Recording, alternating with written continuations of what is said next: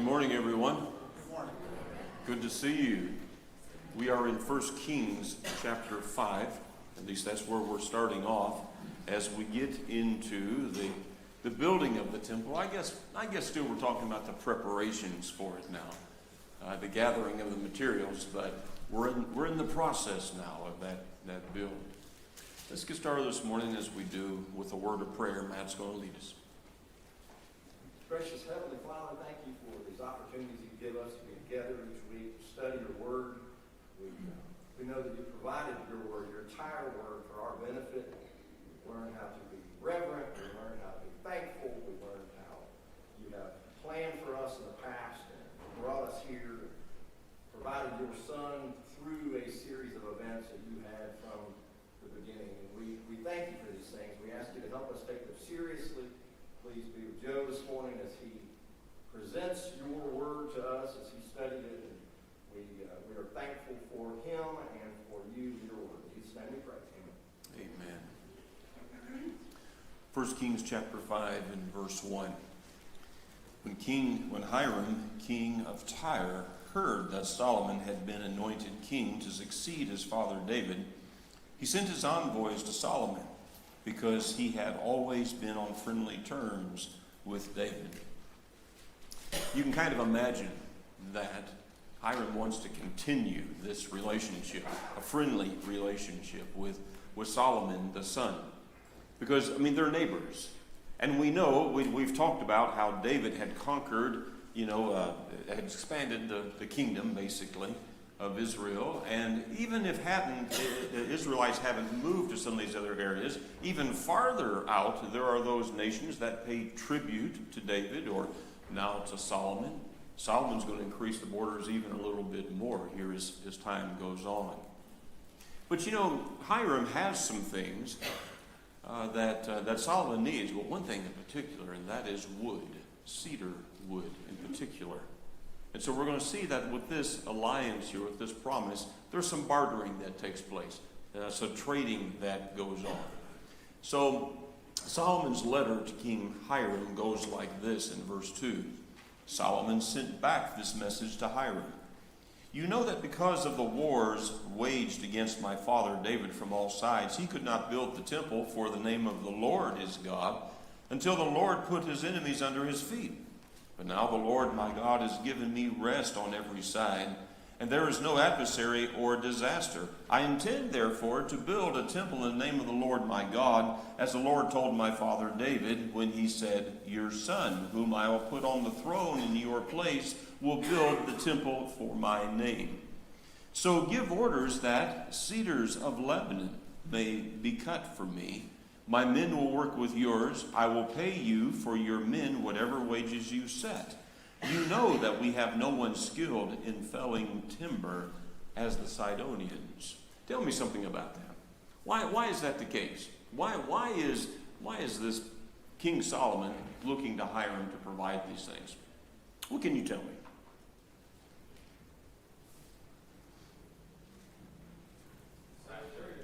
Craftsmen? What? Yeah, craftsmen. One thing's the craftsmen, every time I kind of read through this, I'm wondering, are there no craftsmen in Israel? Well, there's some craftsmen of some special talents, to the north, for sure. He probably wants the best of the best to build. The best of the best. And so that's something that Hyram is going to send, is the best of the best as far as craftsmen go. Well, I presume that part of the earth at that time had that cedar wood, which is basically rot-proof. Yeah. So there's something about this cedar as well. All right, so Solomon's wanting to build something that's going to be special for this temple of the Lord. God is the one who has given the dimensions, the size, what goes where, and some things like that. But I see there's some liberties on how it's built. And so sometimes you use what you have access to. Solomon wants to build something with wood, but there's a limit of that, seemingly, in Israel. But in the mountains to the north, there's a lot of these cedars that become known as cedars of Lebanon. Lebanon. Let me tell you again. Middle Tennessee, there's Lebanon, Tennessee. It looks just like Lebanon. And forever ingrained in my mind is Lebanon. So I'll try to say Lebanon, but there is no promise that's going to happen. But now you know what we're talking about. It's Lebanon, which is just to the north there, okay? And so these cedars are quite magnificent, particularly in that time. There are still cedars there now, and in fact, it's not just Lebanon, but it's some of the countries that's around Syria and Turkey and Iraq and Israel even. You see some of these cedars, but not like it was up in the mountains to the north. And so this is what Solomon is looking to and what he's looking for. And so there's going to be a plan that's put together here. It's not just free. You know, there's some cost involved here. In fact, let's just read a little bit farther. Let's start here around verse 7. When Hyram heard Solomon's message, he was greatly pleased and said, "Praise be to the Lord today, for he has given David a wise son to rule over this great nation." So why would Hyram be excited about that? Peace. Yeah, he wants to maintain this peace. He had a good relationship with David and is happy to have that continue. Wants that to continue. Wants there to be that relationship that continues. Verse 8, so Hiram sent word to Solomon, "I have received your message you sent to me, and will do all you want in providing cedar and pine logs. My men will haul them down from Lebanon to the sea, and I will float them in rafts by the sea to the place you specify. There will be there I will separate them, and you can take them away, and you are to grant my wish by providing food for my royal household." So here's a payment. This is in part what Hiram gets out of the deal. But now there's also the wages that will be paid to the craftsmen and those who are working, and it's a lot. And we'll see a little bit more of that here in a moment, but it's a lot of food that's required for that. Okay, so the request for cedar, and there's going to be a great need for stone that we'll see about here in a moment, but there's also this need for craftsmen. Hold your hand here, but go over to 2 Chronicles chapter 2. 2 Chronicles chapter 2, kind of the parallel account that's going on. And let's just take a look here, something that's on this side. In 2 Chronicles 2, verse 7, Solomon speaking, "Send me, therefore, a man skilled to work in gold and silver, bronze and iron, and in purple and crimson and blue yarn, and experienced in the art of engraving, to work in Judah and Jerusalem with my skilled craftsmen, whom my father provided." Well, that's no small request. And what's always interesting to me, I see is, send me a man. That there's going to be one man that has all of these skills and all of these talents? Well, seemingly so. That's what comes in return. Does Solomon know about this man before? I don't know. Maybe he's heard. I don't know. Nothing is said. But it's just interesting to me. Send me a man. Okay, going back to 1 Kings now in chapter 7. 1 Kings chapter 7. We've kind of skipped forward just a little bit for a moment. Let's read a little bit about this man, verse 13. King Solomon sent to Tyre and brought Hyram. Now, depending on your translation, it might say Hyram. Some say Hyram, which gets confusing because that's the same name as the king. Okay, and maybe that's a name like John. You know, that's a popular name. I don't know. But your translation may say Hyram or it might say Hyram. We're talking about now the craftsman. Verse 14, "Whose mother is a widow from the tribe of Naphtali, and whose father was a man of Tyre, and a craftsman in bronze. Hyram was highly skilled and experienced in all kinds of bronze work. He came to King Solomon and did all the work assigned to him." Skip forward a little bit down to verse 40. Verse 40. "And so he also made the basins and shovels and sprinkling bowls. So Hyram finished all the work he had undertaken for King Solomon in the temple of the Lord. The 2 pillars, the 2 bowl-shaped capitals on top of the pillars, the 2 sets of network decorating the 2 bowl-shaped capitals on top of the pillars, the 400 pomegranates for the 2 sets of network, 2 rows of pomegranates for each network, decorating the bowl-shaped capitals on top of the pillars, the 10 stands with their 10 basins, the sea and the 12 bowls under it, the pots, the shovels, the sprinkling bowls. All these objects that Hyram made for King Solomon for the temple of the Lord were of burnished bronze. We're not going to read all of the detail of everything, but I want just to read that one to give us a little flavor of the detail. These are some of the things that Hyram made out of bronze. This seems to be his specialty. There was a lot of bronze. And while I think we see some measurements in gold and silver, I don't recall there being measurements of how much bronze is used, but it's a lot. That much we know, used in various parts and aspects of building the temple. I love verse 47. It says, and Solomon left all the vessels unweighed because they were exceeding many, neither was the weight of the brass found that. Oh, yeah, that's right. Yeah, it's like, yeah, how much was the brass? Don't know. But we see that there's a lot of that. Okay. Yeah, man. It's not the place for it, but the diplomacy, the economics that are in this, the trade, there's a lot of lessons that I think are interesting and even carrying out how that works. But I also think that verse 13 of chapter 5 of 1 Kings is interesting. Now, King Solomon levied forced laborers from all of Israel. So it also talks a little bit about a king versus other types of ruling. They still have results from that early decision to go with a king. No matter the economics and the payment and everything else going on, there's still a lot of people that just have no choice. Yeah, a lot of people that have no choice, that are just going to be the worker bees of building this temple and then building the palace. A lot of work in moving these logs, fashioning them into what they need to be. And then we're going to talk about the quarries, the rock that's needed for building the temple, which is just pretty overwhelming here. All right, so let's just kind of take a little bit of a road trip and try to get our bearings, and let's think about some things, like these cedars of Lebanon. All right, so Hyram agreed to the terms. And I think we already read that. No, we didn't read all of it. Hyram had sent a message to Solomon, I'm going to do everything you requested. And we read that in 1 Kings chapter 5, verse 10. Let's read from there. In this way, Hyram kept Solomon supplied with all the cedar and pine logs he wanted, and Solomon gave Hyram 20,000 cores of wheat as food for his household, in addition to 20,000 baths of pressed oil. Solomon continued to do this for Hyram year after year. The Lord gave Solomon wisdom, just as he had promised him.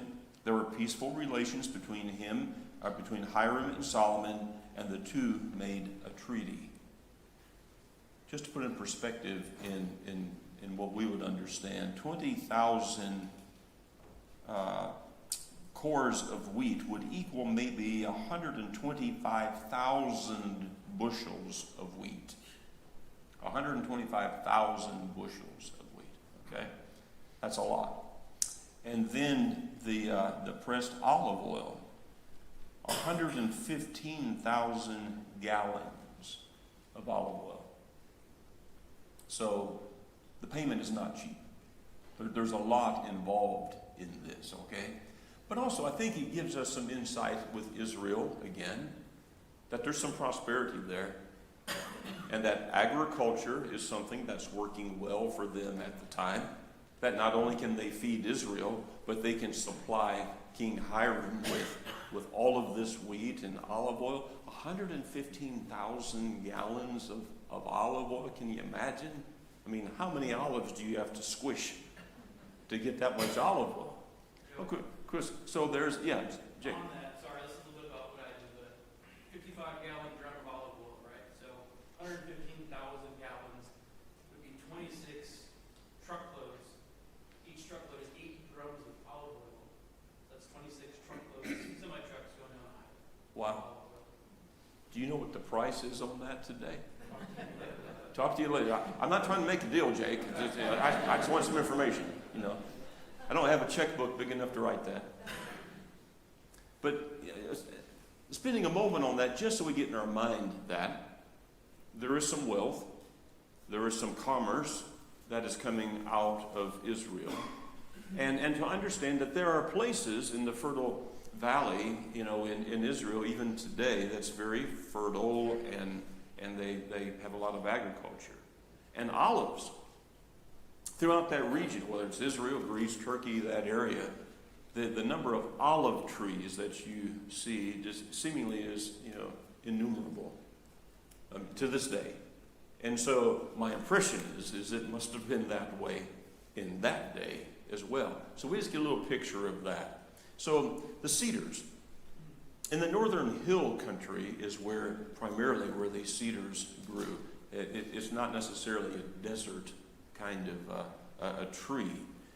And so this area was commonly known throughout biblical times, and still even today, the cedars of Lebanon as being something that is part of their culture, it's part of their nation. The cedars are mentioned a number of times in Scripture, like this passage here in Psalms. But the righteous will flourish like a palm tree. They grow big like a cedar in Lebanon. So the trees in that time were big, very, very big. There's some pictures here that you can't see very well. There are still some areas where there are cedars, nothing like what it once was. And the trees that are there now seemingly are not of the size that they were some years ago. But to a point a few moments ago, this whole region of Turkey and Syria and Israel and Jordan, you see cedar trees when you're there, not like they were in the mountains of Sidon and some places such as that. Lebanon is still recognized for their cedar trees. It's on their flag even, as a point of recognition. So it is said that at one time these cedar trees grew to more than 130 feet tall, 9 foot in circumference. And it's a little bit like, okay, so what does that have to do with anything in our story? Let's think about what they're going to be used for and the number of trees that are going to be necessary. And whether it is for pillars in the temple, or 7 years from now, Solomon's going to build a house that is called the Palace of the Cedars. Okay, so that's going to be his palace, where there are cedar pillars, a little bit of debate as to how many, but at least 45, 3 rows of columns equaling 45 pillars. There are cedar trees. When I look, now you're not taking some little old scrub this big around, to hold up the roof on a structure like that. But these are some larger trees used for a purpose as that. And I don't know that you would find trees of that. Well, you would not find trees of that size to do that kind of thing today. But in this time, they were. Durable, the cedar tree. Somebody already mentioned this. The durability of cedar. That's still true. I mean, we're on the farm in Tennessee where we lived, for a long time. We had a lot of cedar trees. And in fact, the woods didn't have much else but cedar trees. But they weren't that big. But when I needed some extra fence posts, we put in a lot of fence posts. If I'm going to use something off the farm, it's going to be a cedar tree because they last. In some places I was replacing cedar posts that I don't know if they weren't 75 years old. And now they've whittled down to not much. But cedar lasts is the point. What else do we know about cedar? Fragrant. Yeah, I mean, it smells good. Used to be a cedar chest was something that was popular. Yeah. It's that Tennessee brogue that comes out every now and again, okay? And or if you lined your closet with cedar, why'd you do that? No moths. No moths, right? And something that I was thinking about is sometimes when you see when you pass an area that they're logging, and you have all these heavy machinery that are doing all this. And reading this, it was like, no, they didn't have these logging machines that. how did they do it? That's what. So they have saws, right? Hand saws, hatchets. Like, is that really what all they used? I don't think anybody had a Husqvarna. I mean, so it's. I mean, can you imagine this? Okay. Saying all these people to take down because it took It took that. Okay, see, this is the thing. When we start seeing some of the numbers of how many men were required to do some of this work, and we think like, man, how could it be that many? Well, how could it not be that many? Because of the work, the labor that had to be done. And still, how they moved the trees is something that is just amazing to me. So we heard about how many trucks it would take to haul in olive oil. My question might be on those cedar trees, how many donkeys died hauling those logs? Those logs, donkeys and oxen, that were used to pull, to drag them, or did they fashion some type of something with wheels? I would think they had to have had, to move some of those around. I think it's probably something to that. And we read a little bit, we haven't read all of it, but, about how was it going to be moved. And Hyram said, my men will bring the logs partway to you, okay? And remember, Solomon said, to Hyram, we need your people to fell the trees. Because basically he's saying, we don't know how to fell trees. These were lumberjacks back in the day. And so they would be, a lot of these are up in the mountains, and you see to the north that somehow they were moving them from the mountains down to the sea, probably to Tyre. There's a port there.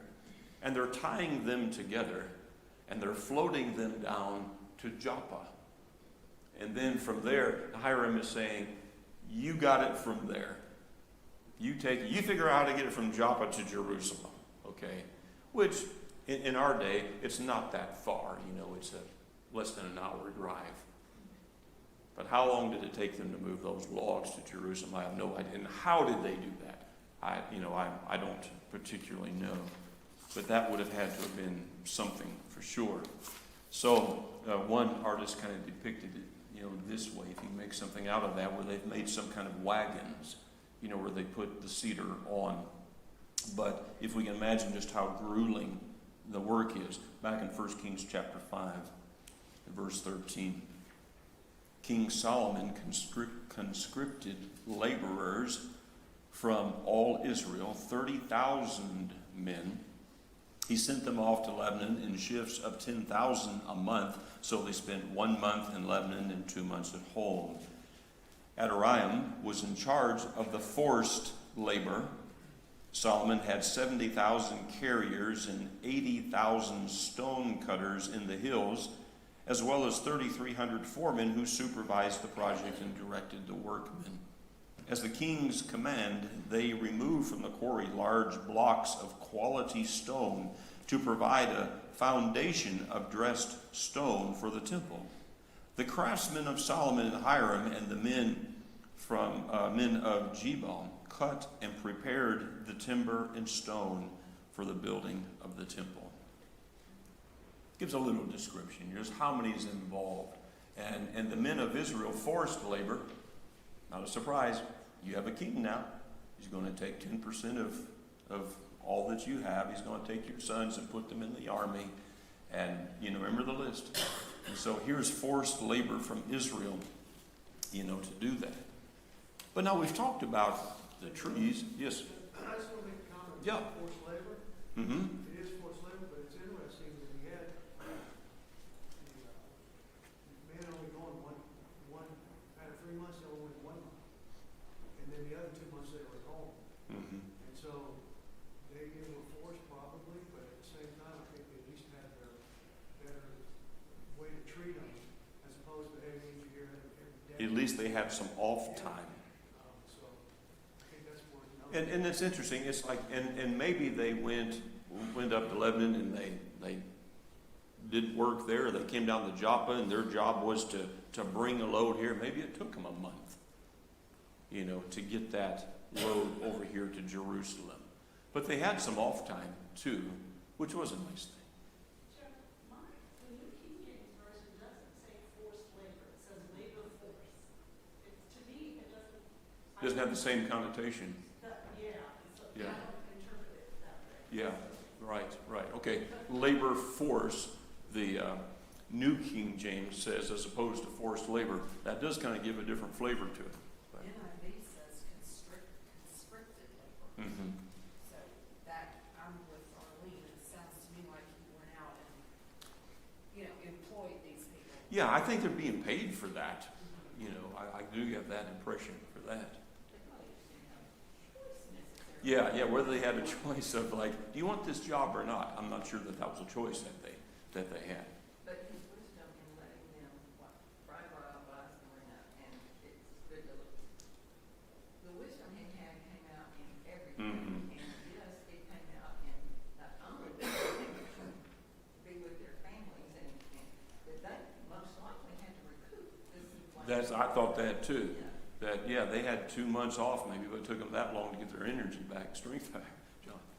The other aspect of it, if you've ever done, government or major construction projects, the mobilization and the support for food, man camps as they're called, housing, and then obviously the sanitation side of it, it had to be, some of the projects we've done, our biggest labor craft and people on site is 5,000. Mm-hmm.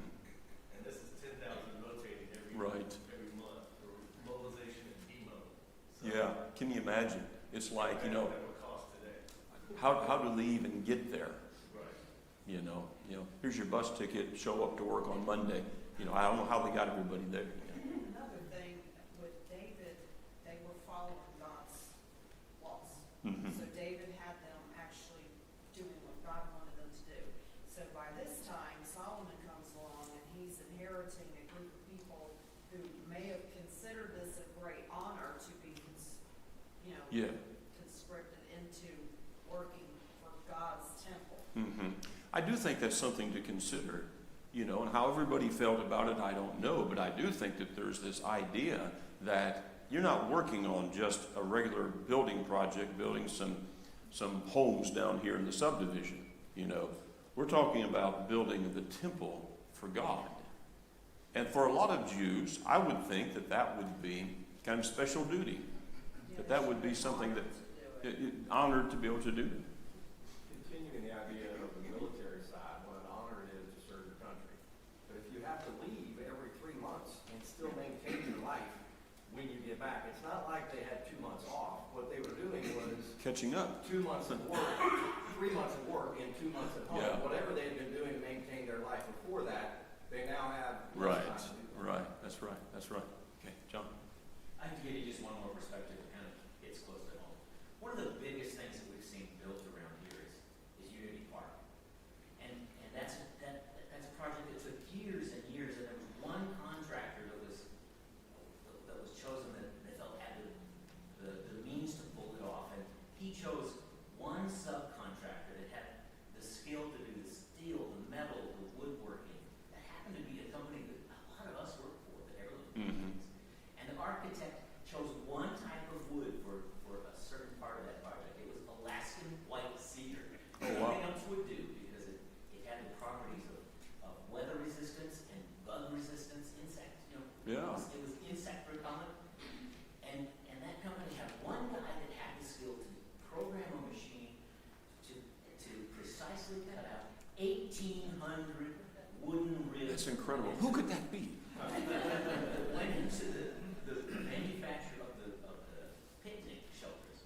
You imagine what it would be like to be that guy and walk onto the grounds of Unity Park and say, wow, I was the one guy that was able to do 1,800 of these things, and they all fit together because the company had the skill to pull it off. It's kind of That does interesting perspective. And it makes us think about Hyram or Hyram, when he got on the job site. I mean, he's the one that everybody's kind of waiting on because he has the skill sets to do all of these things that have to be done, And he's there more or less to kind of be in charge and show everybody how to do this. He still has his hand involved in it. Because in the end, as we read, when this was made, this, it's all attributed to Hyram. Well, I don't know that he did every bit of that work, but he was there involved in all of that, So that's kind of interesting. One more comment, we'll move. It's good to know, too, that they were at peace, and idle hands also create a lot of rebellion and that type of thing, so this gave them meaning and purpose to Purpose. accomplish. Yeah, it's more than just something to do. It was something meaningful to do, which is, again, pretty amazing. Okay, so we've talked all this about the trees, the cedar.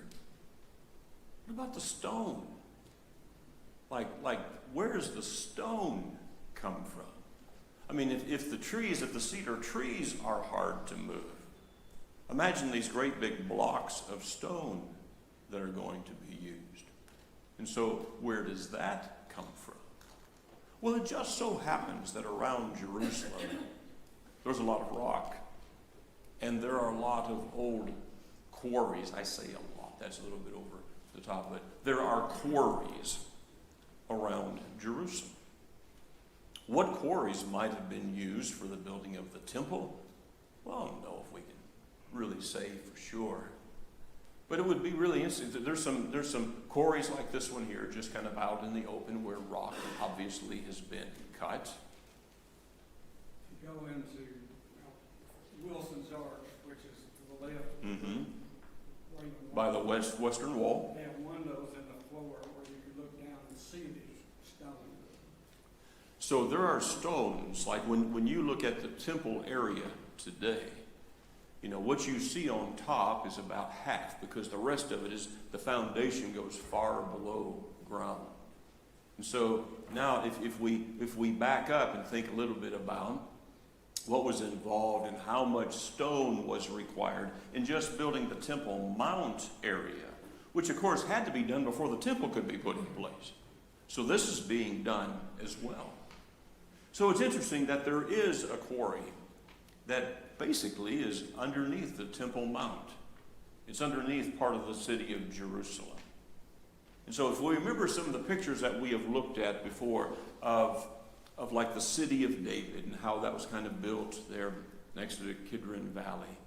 And we've seen some pictures, drawn pictures that depict where the Temple Mount was and is. You know, the Temple Mount that's been rebuilt that is there. If we can imagine on the north side of the Temple Mount that there's a cave right here. A cave where there is a huge quarry right underneath what is the Temple Mount today. And so this quarry, known as Solomon's Quarry, or some call it Zedekiah's Cave, there's a story to both, is under that north wall. You go there and you can tour that today. It's kind of interesting that it was lost for a long time. It had been covered over. And it wasn't until 1854 that a man discovered it, and they opened it up, and he was like, hey, I discovered a cave. Well, somebody discovered it long before you, but it was hidden for a long period of time. Now, it was probably covered, most believe, during the Ottoman period, which was kind of the Turkish period when they had control of Jerusalem in that area. And covered it for reasons I'm not exactly sure. To keep enemies from being there or something, or digging a way up into the city, perhaps. That would be logical. But anyway, uncovered now, you can go there and you can go inside of that. And so just some pictures maybe of some interest to consider. And so again, this is beneath the old part of the city of Jerusalem, underneath the Temple Mount in that area. It would be underneath the area that's known today as the Muslim quarter. Jerusalem basically is divided into 4 quarters. You know, you have the Muslim quarter and the Orthodox quarter and the Jewish quarter and the Christian quarter of Jerusalem. They all kind of control their own area. And you can kind of go in and out in most of the areas. The Muslim quarter is a little bit different. But you can kind of go around the city now. But understanding that this quarry is underneath part of the old city. And so it goes almost all the way to the area of where the Temple Mount would have set, but not quite that far. So a little bit of just historical perspective as we think about this. Solomon's temple was completed around 826 BC. So we're over 2,800 years ago is what we're talking about. The size of the quarry, the one we're looking at underneath the city, it's one of the most extensive quarries in Israel. Over 700 feet deep, circumference of around 3,000 square feet. It could very well have been that this is where, when King Herod was rebuilding the temple, you know, near the time of Christ, He may have used stone from here to rebuild that. I mean, it sort of makes sense. It's right there, you know. Zedekiah. So we talked about it being called Solomon's Quarry. Well, it's because maybe this is where Solomon took the stone, you know, for the building of the temple. But some people call it Zedekiah's Cave. Any idea why it would be called Zedekiah's Cave? What does Zedekiah have to do with a quarry? We don't know that Zedekiah even took any stone out of the quarry. Remember anything about the story of Zedekiah? He was a king, and he had an enemy, and he tried to escape. But the enemy has put, a siege around the city, and they can't get out. They're building a siege wall, and they're going to come and destroy the city. But Zedekiah makes a run for it. You know how he did, Lance? Right around through those tunnels that could have been in that cave. Yeah, there were some tunnels that they had dug or was in place, and they tried to escape the city and may very well have come out of this cave. Well, he didn't get very far. It wasn't just Zedekiah. Had it been just Zedekiah trying to escape, maybe he could have blended into the enemy that was there, but it was a whole lot of other folks that followed him out of the cave, and Zedekiah didn't get too far. And so that's where the idea of Zedekiah's cave comes from. And so back to 1 Kings chapter 6 and verse 7, we get a little more insight again here, where it says, in the building of the temple, only blocks dressed at the quarry were used, and no hammer, chisel, or any other iron tool was heard at the temple site while it was being built. Okay, I find this interesting in a number of ways. I mean, number one, that they were able to cut the stone in such a way where when it came out, it was ready to be used. It was the right size to be used. And the precision of doing that. And even how they cut the stone or fashioned the stone, I don't know how they managed that. And there was a lot of stone to be used for that. But also then, at the temple site during the building process, you didn't hear some of the noise that you hear at a lot of building sites today. With saws running and nail guns, pop, pop, pop, and just clinking and making noise. And I'm taking it that that's by design, that you wouldn't hear all this stuff at the site of the Lord's temple. But stone is cut and brought to the site in the perfect size and fashion to be used. So the preparations for building the temple have been made, and that's in the process now. It's time to build the temple. It's been 480 years since God led Israel out of Egypt, and it's going to take 7 years to complete the building of the temple. And we get a description that helps us to understand that it was a beautiful structure. It was magnificent in every way. And while we have no way of knowing what it really looked like, we have an idea because of descriptions that are given to us. This temple would be destroyed in the days of Nebuchadnezzar, and so that kind of takes away the opportunity of archaeologists finding much to go on that we can say, well, here's what it looked like. There's no dollar value really placed on what it cost to build this, but we know that nothing can compare to it. We know it has a tremendous amount of bronze and gold and silver that is used for this. And the building lined completely with gold is just something that I don't know that we can even get a picture in our mind of hardly what that would be like. And then to consider what it symbolizes. The temple would very much symbolize the presence of God among his people. In fact, when it's complete, God's presence does fill the temple. And so that's an incredible thought and an incredible sight to think about that.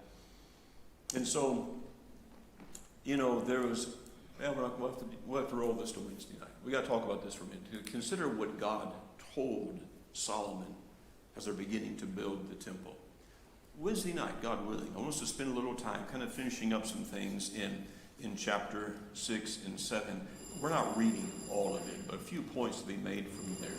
Let's be ready to move on from there on Wednesday night. Glad you're here this morning. Thank you for coming.